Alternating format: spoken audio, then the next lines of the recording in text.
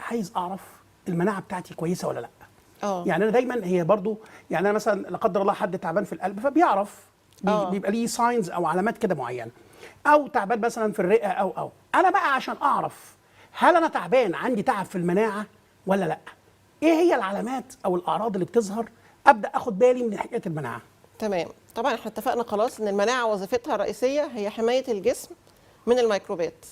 فطبيعي ان اول علامات نقص او ضعف جهاز المناعه هي تكرار العدوى المتكرره، كل شويه يخرج من دور يدخل في دور يدخل من زي دور دور. برد زي ما بنقول يعني. بالظبط. مش بس كده، كمان هتلاقي العدوى اللي بتمشي مع الناس العاديه السليمه تمام كام يوم وبيعدي، ممكن تقلب معاه هو بعدوى عنيفه او تبقى المضاعفات بتاعتها اقوى من الشخص العادي.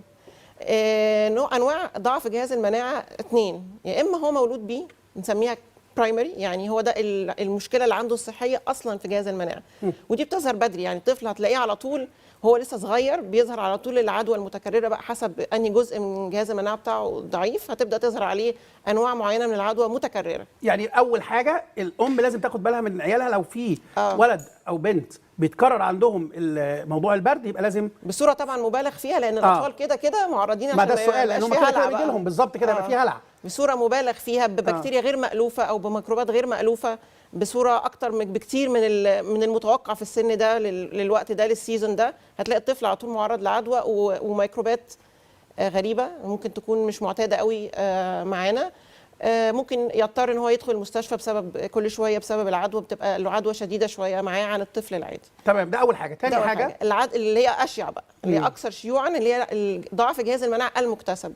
مكتسب ليه بقى؟ بسبب امراض بقى كتير اضعفت جهاز المناعه، زي السكر، زي امراض الكلى، زي الناس اللي بتاخد ادويه. عشان كده برضو احنا يعني نشجع الناس انها ما تفرطش في استخدام الادويه بدون استشاره طبيه، زي الكورتيزون. انا عايزه اتخن فاخد كورتيزون، انا فلان خد كورتيزون وارتاح، لان الجرعات العاليه او المدد الطويله للادويه المثبطه للمناعه اللي هي الكورتيزون والادويه الاخرى بتضعف جهاز المناعه. طبعا